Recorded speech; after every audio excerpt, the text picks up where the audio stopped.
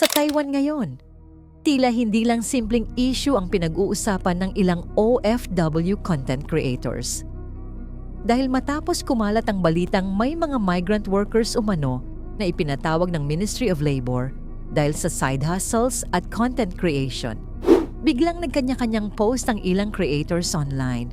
At mas lalong uminit ang usapan ng may mga netizens na nagsabing ginagawa raw per episode ang issue para pagkakitaan at paramihin ang views. May mga cryptic posts, may parinigan, at may mga tila nagpaparinig sa kapwa creator. Isa sa pinaka-pinag-uusapan ngayon ang tinatawag nilang episode ng Taiwan issue.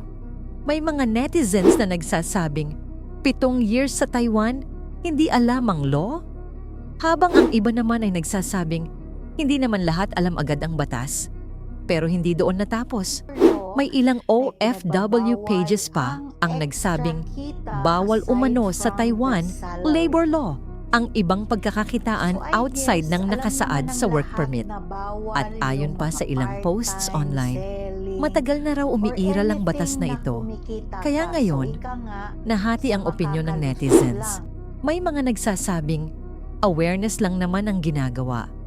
Pero meron ding nagsasabi, bakit kailangang gawing serye ang issue?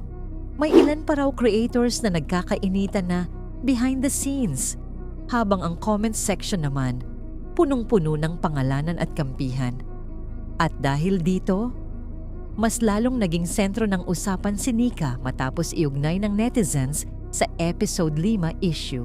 May mga nagsasabing, sumobra na raw ang content farming, habang ang supporters naman niya, sinasabing unfair daw ang pambabash. Samantala, may ibang creators naman ang tila nananawagan ng katahimikan. Katulad ng isang post na nagsabing, life is short, always remember to be kind. Pero sa totoo lang, parang malayo pa sa pagiging tahimik ng issue. Dahil habang may nagpapaliwanag tungkol sa batas, may iba namang nagsasabing, bakit parang content war na ito? At ngayon, mas maraming OFW creators ang tila nag-iingat sa kanilang mga uploads at sideline activities.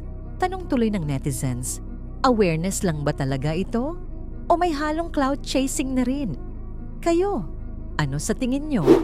Dapat bang i-call out ang mga creators o sobra na ang pag-atake at pagpaparinig online? Comment your thoughts below. Subscribe para sa mga susunod na ulat at chismis. Please click sana.